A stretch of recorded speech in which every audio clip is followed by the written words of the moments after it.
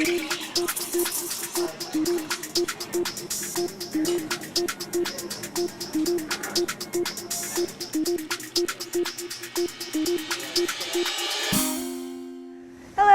to Science Minds. I'm your host, Olivia Surgent. Today we're joined by Dr. Laura Grofer-Klinger from the University of North Carolina, Chapel Hill. Dr. Klinger, thank you for joining us. Oh, thank you for inviting me. It's so great to have you.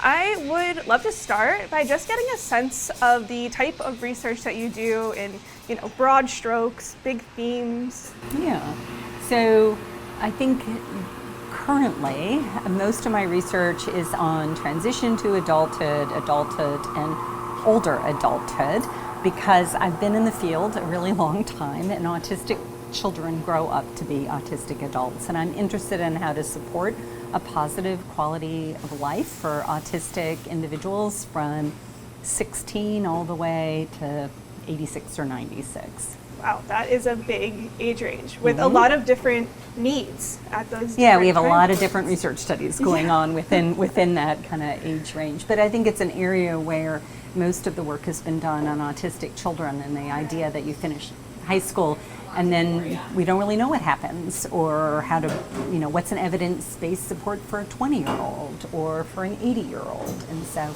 passionate about that. Autistic children become autistic adults. They do. Yes. For the most part, they do. Exactly. Yes. Yeah, it's not a childhood diagnosis.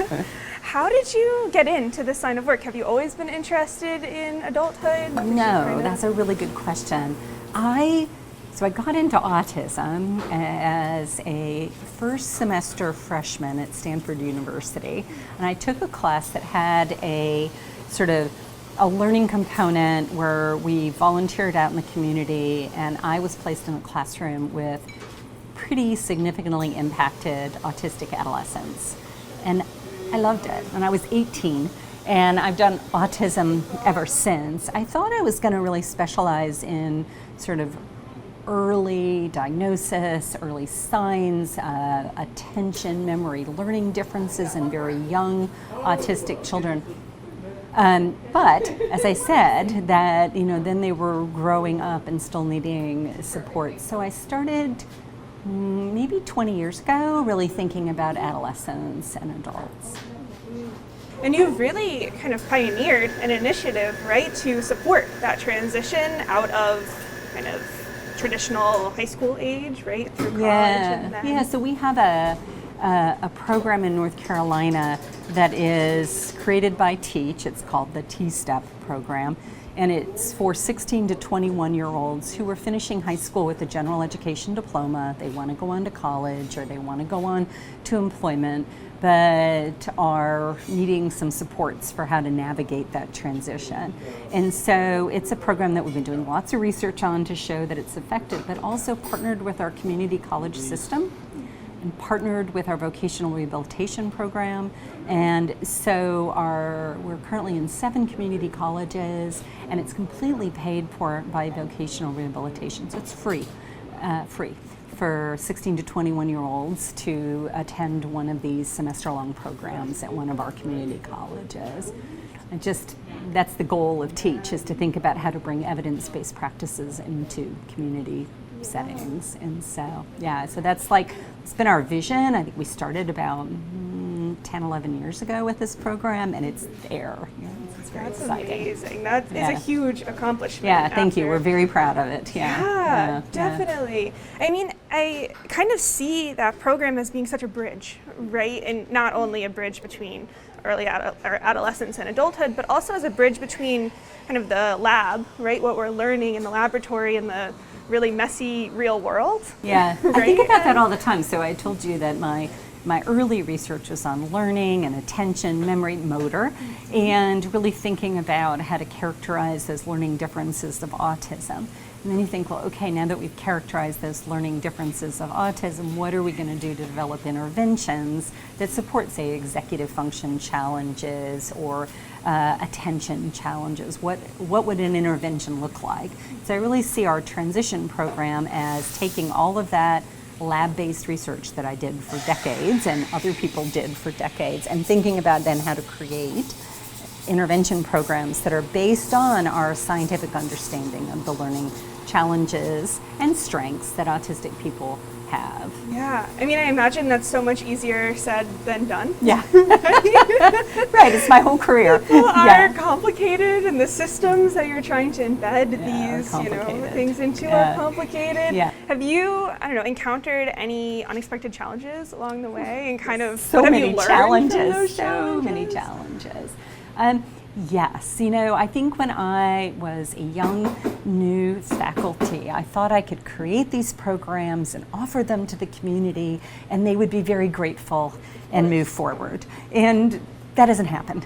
And so what I really learned is how to partner and co-develop our program. So this particular program, our T-STEP program, really was done in partnership with our community college system and autistic adults and parents of autistic teenagers who really worked together to figure out what that would do, what it would look like, and then how can we provide it in a community college setting. So it wasn't me just creating something and gifting my knowledge out. That does not work. And I learned that, or I have lots of stories of things that didn't work early in my career because I thought I could in my lab create something and move it out. So really is about co-development and partnership to be successful. Yes, I love that. Are there things that you do to, I don't know, make that co-development work really well? Or, that even in itself seems like it could be it's really interesting. So I have 4 behavioral clinical trial interventions going on right now, and all 4 have a different collaborative partnership model. They're not using the same model. So it isn't that I can tell you exactly which one works, and I use that with all my projects. I'm trying out different kinds of collaborations with different kinds of projects. So for example, we have one program where we're looking at treatment of anxiety and depression for autistic adults. And in that program, I'm very much partnered with a group of autistic adults called ASSET. And ASSET is an entity that's a standalone entity of autistic adults that partnered with us on this grant, and they guide everything from my recruitment materials to how I train my clinicians to interpretation of my data. And that partnership is different from our transition program where I brought in, parents and special education teachers and disability services counselors and autistic adults. So who your partners are kind of depends where you want to go with the project that you're doing. So I think you have to think about the kind of partnerships that will lead you to where you want to go. Yeah, and I mean that makes so much sense too, right? Like different projects have different needs, and you need different experts, right, to really help them thrive and get off the ground. But I like that flexibility. Yeah, I mean, I have a lot of people think I have a model. Well, I have 4 models that I'm using right now, and depending upon the project and the needs of the project. Yeah. There you go. I love that. What I don't know, after so many years of developing these programs, working with these community partners and these adults, these autistic adults, is there anything that really stands out as something that you've learned from this group, or perhaps that something that other people might not know? Oh, that is a fantastic question. I think all of our intervention programs really are designed around supporting what we call routine strategies. Like, what's a routine strategy for asking for help effectively? What's a routine strategy for making sure you get through your life skills needs for the day? And what's a routine strategy at work? And so all of the different interventions have these kind of routine strategies as the core of what we're building. And then it's not just teaching the autistic person how to use the routine strategy. It's also talking to their high school teachers or their college professors or their employers about what those strategies are. So I think it's educating both sides and not making it so that the autistic person needs to change. It's just teaching them how to think about a routine strategy that they want to use and how people in their environment can support them.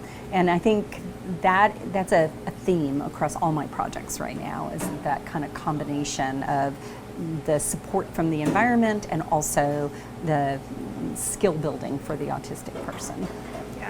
Yes, that makes a lot of sense. Sort of everybody can adapt a little bit to make a more comfortable environment for everybody. And you think about that for employment settings, because I know here at the Mind Institute there's a lot of really good employment work being done, but it's not just working with the autistic employee, it's working with the manager or the supervisor, even better, because managers aren't always the direct supervisor. And so you really need to think about the whole system.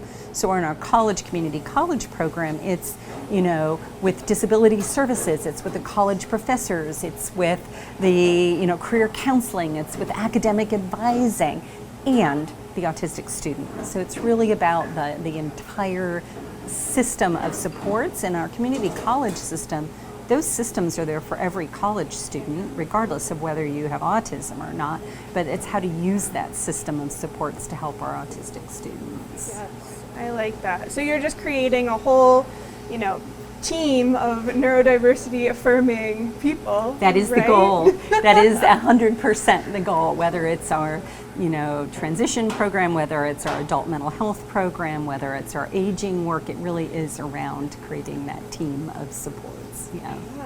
I mean, that aging work is a whole other kind of domain of things that you do, sort of another type of transition, right? It is. It's a transition into aging. I always say that I'm really I am interested in transition points in people's lives and how to help them with that transition. So if you're done with employment, what are you supposed to do? And that's hard for all of us, right? Yeah. When we retire, what do we do when we retire, right? And I have gray hair. People ask me that question all the time. What are you going to do when you retire? I don't know. No, you can't retire something. I'm yet. not ready to retire yet. Don't ask me that question. But the same thing for autistic individuals. What happens to them in their 50s and 60s? And we don't really have good support systems in place for that. I mean, we're struggling with employment supports in the autism world, but what happens to, our current issue is we had one of our residents in our residential program die of dementia this year. It's very, very sad and very clear that the service system knew nothing about how to support a very impacted autistic man who had dementia and was dying.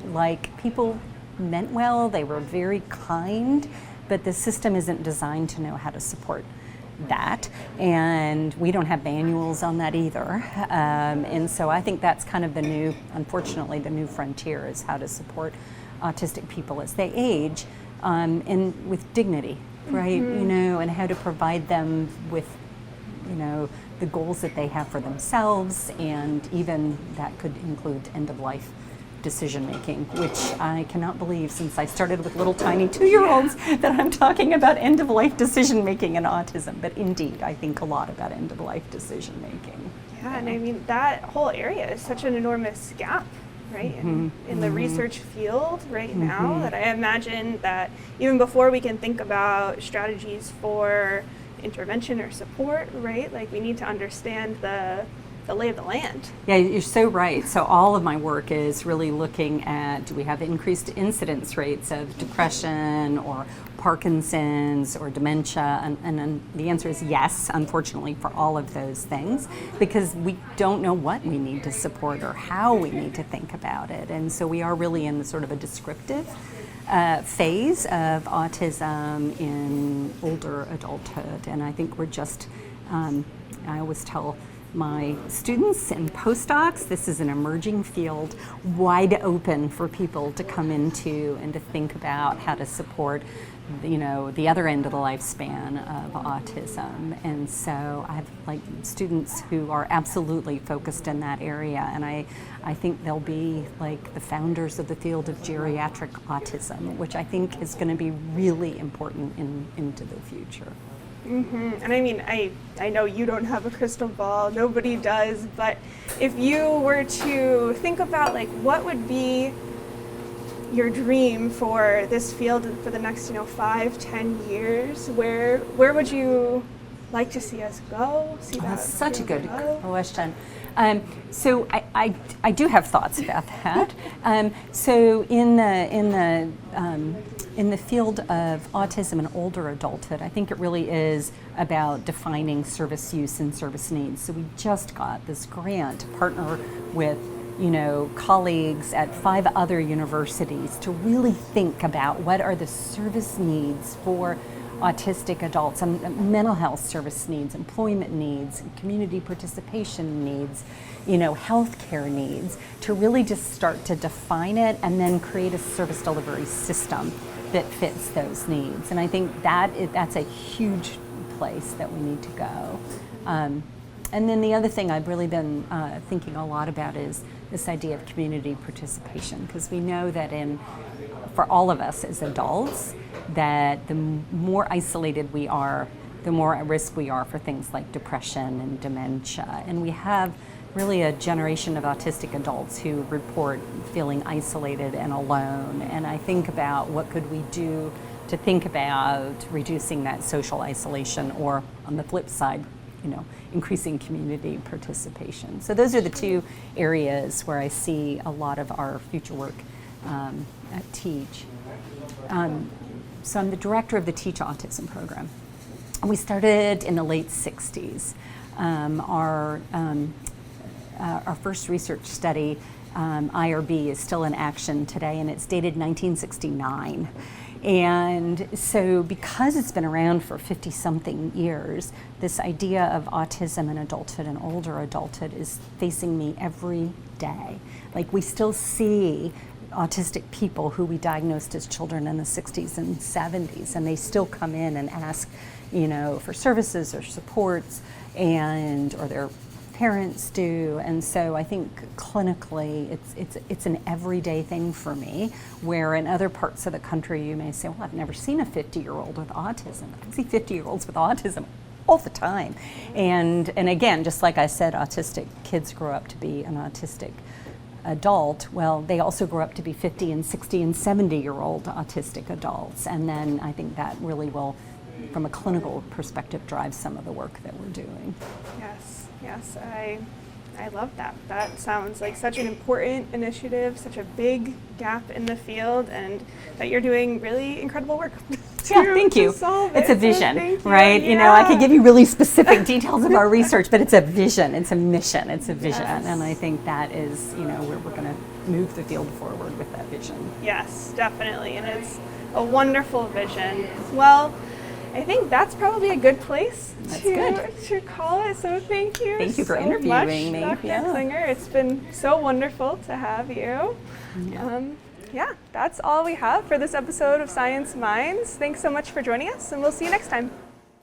The UC Davis Mind Institute was founded in 1998 with a promise to reduce and prevent the disabilities that can be associated with autism and other neurodevelopmental conditions. Every day, our clinicians and researchers make progress on that promise. Our groundbreaking research on autism, Fragile X syndrome, chromosome 22q11.2 deletion syndrome, ADHD, and other conditions associated with disability are helping affected individuals achieve their fullest potential. Please visit our website or our social media platforms to find out more about current studies, upcoming events, and how you can help make a difference.